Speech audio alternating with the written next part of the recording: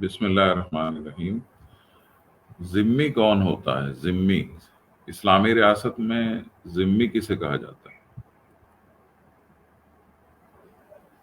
ذمی کا کیا مطلب ہے؟ ذمی کون ہے؟ اور ذمی کے حوالے سے اسلامی معاشرہ جو ہے اس میں ذمی کی کیا جگہ ہے؟ ذمی کا کیا مقام اور مرتبہ ہے؟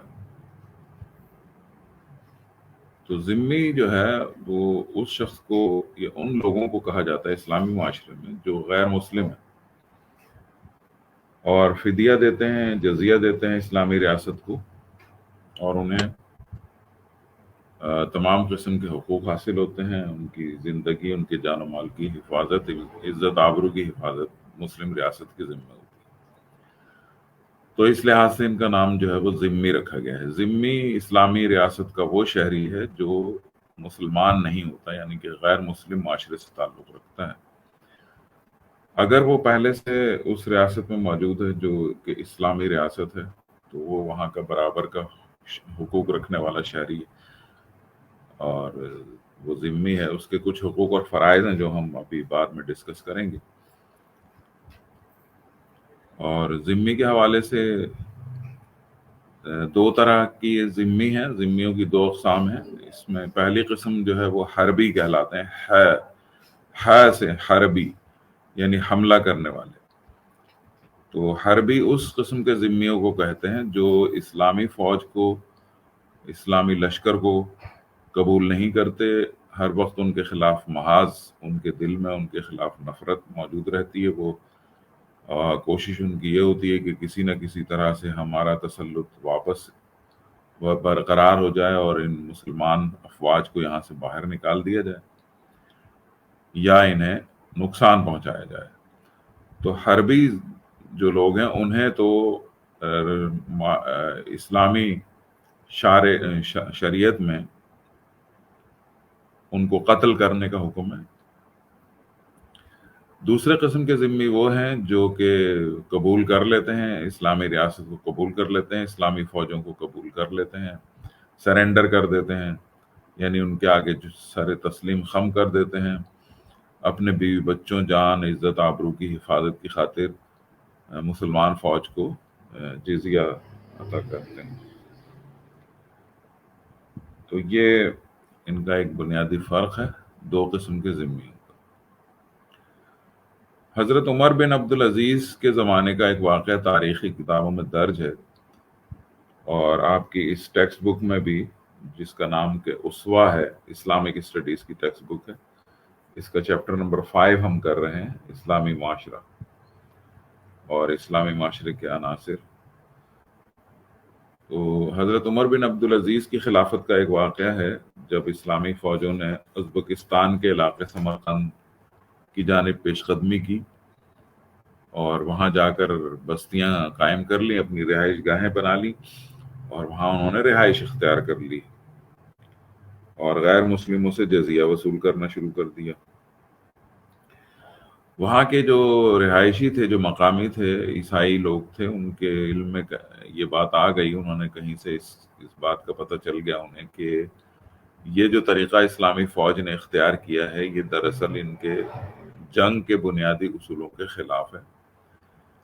تو انہوں نے شکایت لکھ کر بھیج دی حضرت عمر بن عبدالعزیز کے پاس، کسی کے ذریعے سے انہوں نے اپنے کسی آدمی کو بھیجا کہ آپ کی فوجیں جو ہیں وہ کسی اعلان کے بغیر، کسی معاہدے کے بغیر ہمارے علاقے میں آ گئیں اور انہوں نے رہائش اختیار کر لی اور وہ ہم سے جزیہ وصول کر رہے ہیں۔ تو حضرت عمر نے قاضی وقت جو وہاں پر موجود تھے اس کو حکم دیا کہ وہ اس معاملے کی تحقیق کرے اور وہ اس کا نتیجہ بتائے۔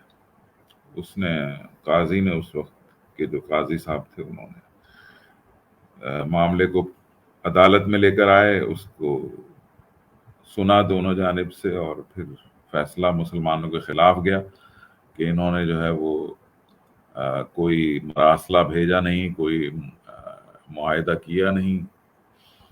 پہلے طریقہ یہ ہوتا ہے کہ سب سے پہلے اسلامی فوج جو ہے وہ مقامی لوگوں کو پیغام دین دیتی ہے، دین کا پیغام دیتی ہے۔ اگر وہ اس کو قبول کر لیتے ہیں تو پھر وہاں پر پرامن منتقلی جو ہے وہ اختیارات کی منتقلی، حکومت کی منتقلی عمل میں آتی ہے۔ اور اگر وہ قبول نہ کریں اور ڈٹ جائیں، مقابلے کے لیے آ جائیں، تو پھر ان سے جنگ ہوتی ہے، اور جنگ کے نتیجے میں پھر جو شکست اگر ہوتی ہے تو پھر غیر مسلموں کو قیدی بنایا جاتا ہے، اور ان کے جو عوام ہوتی ہے اس سے جزیہ وصول کیا جاتا ہے۔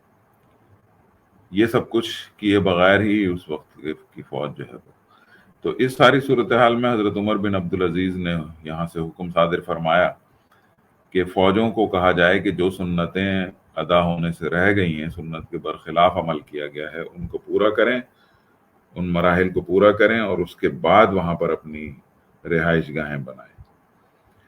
یعنی کہ اس کا مطلب یہ تھا کہ فوج بالکل باہر نکل جائے فوری طور پہ اس شہری آبادی سے، اور جا کے وہاں سے مراسلہ بھیجے، ان کو دین کی دعوت دے، اگر وہ قبول کر لیتے ہیں تو پھر اپنا جو ہے وہ تسلط وہاں پر قائم کریں، اور اگر وہ قبول نہیں کرتے تو پھر جنگ کریں ان کے ساتھ۔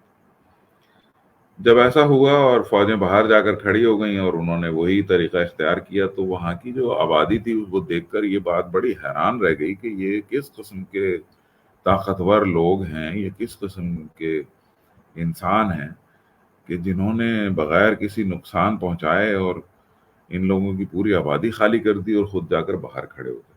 تو اس کا اتنا اثر ہوا کہ پوری آبادی نے دین اسلام قبول کر لیا، اور وہ خوشی سے مسلمان ہو گئے، اور اس وقت سے اب تک جو ہے یہ ازبکستان کا علاقہ جو ہے وہ مسلم ریاستوں میں شمار ہوتا ہے۔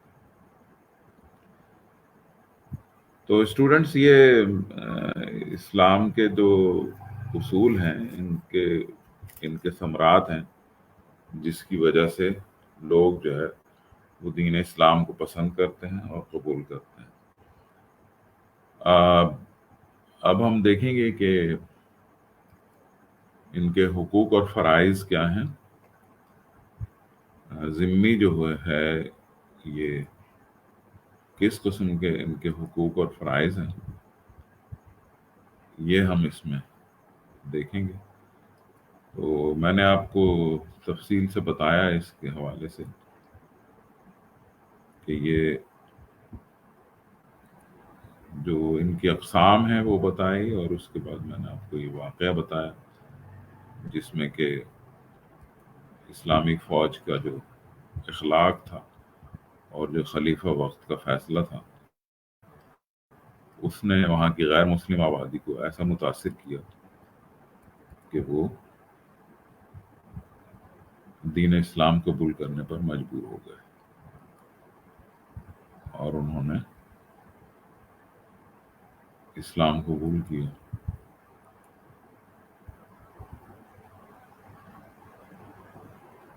اب ہم دیکھیں گے کہ کیا حقوق اور فرائض ہیں ان کے۔ یہ میں سلائیڈ آپ کے سامنے کھول رہا ہوں، سلائیڈ آ جاتی ہے تو پھر ہم اس کو بات کرتے ہیں۔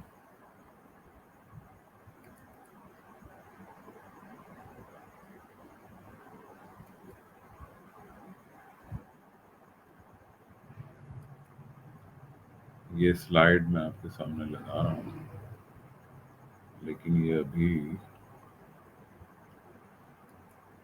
لگ نہیں رہی ہے۔ اس کو لگانے میں تھوڑا سا ٹائم لگے گا، آپ دیکھیں اس کے بارے میں۔ میں کوشش تو کر رہا ہوں کہ یہ سلائیڈ سامنے آ جائے۔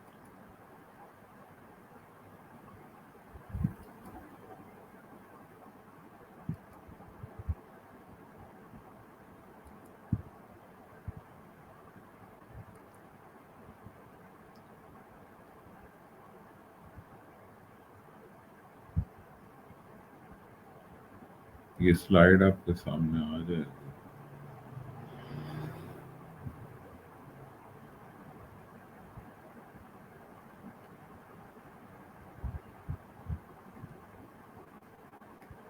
تو میں اپنا لیکچر آگے بڑھاتا ہوں،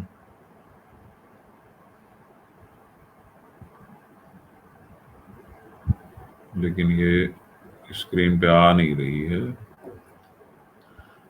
میں کوشش کر رہا ہوں اس کو اسکرین پہ لے کر آؤں۔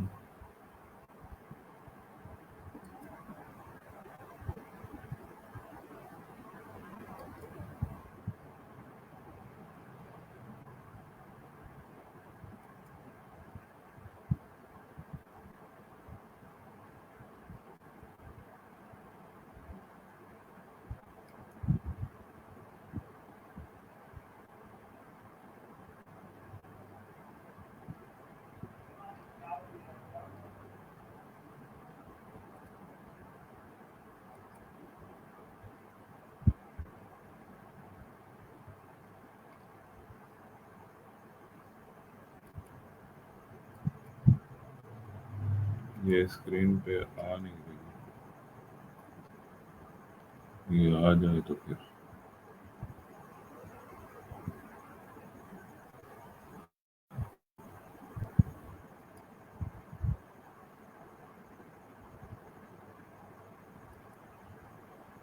یہ سلائڈ بڑی محنت سے بنائی ہے میں اسی لیے چاہ رہا ہوں کہ آپ کے سامنے اس کو رکھوں، لیکن یہ آ ہی نہیں رہی، کیا کیا جائے اس کا؟ یہ سلائڈس تھوڑا سا پرابلم ہو جاتا ہے۔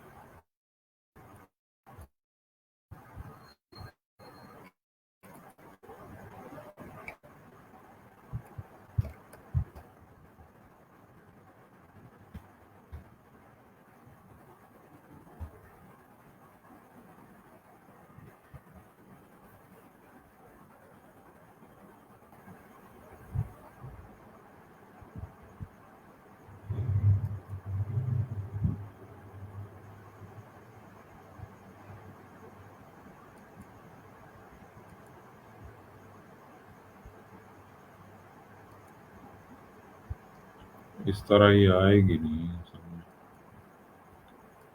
ونڈوز سے اگر جا کے دیکھیں تو شاید آئے،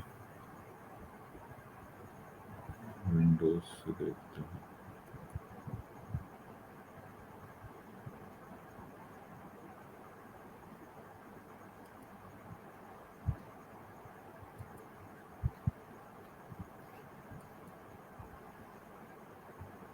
آ گئی بھائی، آ گئی بھائی، سلائڈ آ گئی، دیکھو۔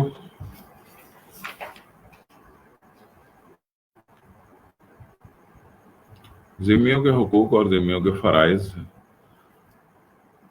اس میں حقوق ان کو حاصل ہو جاتے ہیں جزیہ دینے کی وجہ سے، ذمیوں کو یعنی غیر مسلم شہریوں کو حقوق حاصل ہو جاتے ہیں۔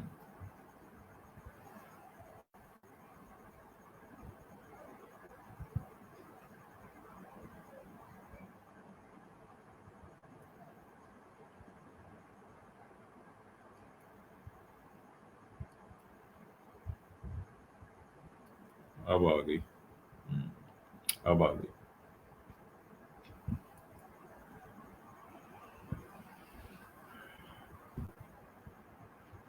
انہیں جو حقوق حاصل ہو جاتے ہیں وہ ان کے جان و مال کی حفاظت کرنا ہے، پھر ان کی عزت و آبرو کی حفاظت کرنا ہے، انہیں مذہبی آزادی دینا ہے، ان سے جو خراج وصول کیا جاتا ہے اس میں نرمی کا معاملہ رکھنا ہے، ان کے آئلی قوانین الگ ہوتے ہیں، اور دوسرا یہ سب سے آخری برابری کا اختیارات حاصل ہوتے ہیں، یعنی ان کو ان کے تناسب آبادی کے لحاظ سے ان کو مسلمانوں کے برابر حقوق حاصل ہوتے ہیں۔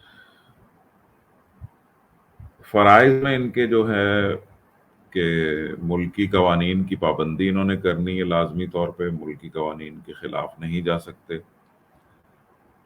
دوسرا یہ کہ سودی لین دین کھلے عام جو ہے وہ اس میں وہ کاروبار سود کا نہیں کر سکتے، نہ سود پر قرضے کا لین دین کر سکتے۔ تیسرے نمبر پہ کیا، جو پیشے حرام قرار دیے گئے ہیں دین اسلام میں، شریعت میں، اس کا ارتکاب نہیں کر سکتے، حرام پیشوں کو فروغ نہیں دے سکتے، نہ ہی خود اختیار کر سکتے۔ تو اس طرح سے یہ معاملات جو ہیں ان کے وہ چلتے ہیں ریاست میں ذمیوں کے۔ اس میں سب سے بڑی بات یہ ہے کہ مسلمان ریاست واحد ریاست ہے جو برابری کے حقوق دیتی ہے۔ اس میں کچھ فرق بتائے گئے ہیں آپ کی کتاب میں، اس میں جو مسلم اور مومن کا فرق، سب سے پہلے تو بتایا ہے کہ مسلم اور مومن میں کیا فرق ہے۔ تو جناب مسلم اور مومن کا فرق یہ ہے کہ ہر وہ شخص جو دین اسلام قبول کر لیتا ہے یا کسی بھی دیندار گھرانے میں پیدا ہو جاتا ہے یعنی اسلامی گھرانے میں پیدا ہوتا ہے اور اس کا نام عبد الرحمن رکھ دیا جاتا ہے، مسلمان نام رکھا جاتا ہے، وہ مسلمان ہے اور وہ اسلام کا ماننے والا ہے۔ وہ شخص جو دین اسلام کو اپنی صحیح سمجھ بوجھ کے ساتھ، اپنے شعور و عقل و فہم کے ساتھ اپنی زندگی میں نافذ کرتا ہے، اپنے ذہن میں، اپنے اپنے جسم پر نافذ کرتا ہے، اپنے اندر اتارتا ہے اور دین کی جانب پیش قدمی کرتا ہے، رب رب العالمین کے ساتھ اپنے تعلقات کو ٹھیک کرتا ہے، لوگوں کے آپس کے تعلقات کو دین اسلام کے مطابق لے کر چلتا ہے، وہ شخص جو ہے وہ مومن کہلاتا ہے۔ تو یہ مسلم اور مومن کا ایک واضح فرق ہے، یعنی ایمان کے 70 درجوں میں سے کسی ایک درجے پر فائز ہوگا تو وہ مومن ہے، اور مسلمان جو ہے وہ ہر وہ شخص ہے جس نے کہ دین اسلام کا کلمہ پڑھ لیا، چاہے وہ کسی بھی چیز پر عمل پیرا نہ ہو، لیکن اب وہ مسلم کہلائے گا۔ مسلم اور ذمی میں فرق یہ ہے کہ مسلم جو ہے وہ ریاست کا شہری ہے اور ریاست کے بہت سارے ان کاموں میں وہ شریک ہو سکتا ہے جن میں کہ ذمی کی شراکت جو ہے وہ مشکل ہوتی تو ہے، لیکن وہ ذرا اس کی چھان پٹک زیادہ ہوتی۔ کافر اور کفر کا فرق، کافر اور کفر کا فرق یہی ہے جو مریض اور مرض کا ہوتا ہے۔ کافر اس شخص کو کہتے ہیں جو کفر کا رویہ اختیار کرتا ہے، اور کفر اس گناہ کو، اس گند کو کہا جاتا ہے جو دماغ میں سرایت کیا ہوا ہوتا ہے۔ یعنی کفر کا مطلب یہ ہے کہ جھٹلانا، رب تعالیٰ کی ذات کو جھٹلانا، اس کے پیغام کو جھٹلانا، اس کے انبیاء کو جھٹلانا، اللہ کی وحدانیت کو جھٹلانا، یہ سارے رویے جو ہیں، آخرت کو جھٹلانا، زندگی کے مقاصد کو جھٹلانا، جنت دوزخ کو جھٹلانا، یہ سارے جو ہے یہ کفر ہیں، اور جو شخص ان کے اوپر عمل پیرا ہے وہ کافر۔ تو یہ کچھ فرق ہیں جو اس میں تفریق میں بتائے گئے ہیں، لہٰذا ان کو بھی ذہن نشین کرنا چاہیے، اور آپ کو اس لیکچر کو دوبارہ سے سن کے غیر مسلم شہریوں کے حقوق اور فرائض کے اوپر ایک جواب تیار کر لینا چاہیے، جو کہ سوال امتحانات میں آتا ہے کہ ذمی کسے کہا جاتا ہے، اور ذمی کے اسلامی ریاست میں حقوق اور فرائض بیان کریں، ذمیوں کے اسلامی ریاست میں کیا حقوق اور فرائض ہیں۔ تو میرے اسٹوڈنٹس، آج کا لیکچر میں ختم کر رہا ہوں اس دعا کے ساتھ کہ اللہ تعالیٰ آپ سب کو امتحانات میں بہترین کامیابی نصیب فرمائے اور آپ کے پیپر بہت اچھے ہوں۔ مئی تک ہو سکتا ہے انشاءاللہ آپ کے ایڈمٹ کارڈز آ جائیں گے اور امتحانات آپ کے مئی میں منعقد ہوں گے۔ ہم اس کے آگے انشاءاللہ دوسرا لیکچر کریں گے، اس وقت تک کے لیے مجھے اجازت دیجیے۔ السلام علیکم ورحمۃ اللہ وبرکاتہ۔ میرے یوٹیوب چینل کو ضرور سبسکرائب کریں، اس کو شیئر کریں، لائک کریں اور اس کو دیکھیں۔ آپ یہ سارے لیکچرز آپ کو وہاں ملیں گے، وہاں پر آپ دیکھیں گے تو اس سے آپ کا فائدہ ہوگا کہ آپ اس کو بہت اچھے طریقے سے بار بار دیکھ سکتے ہیں۔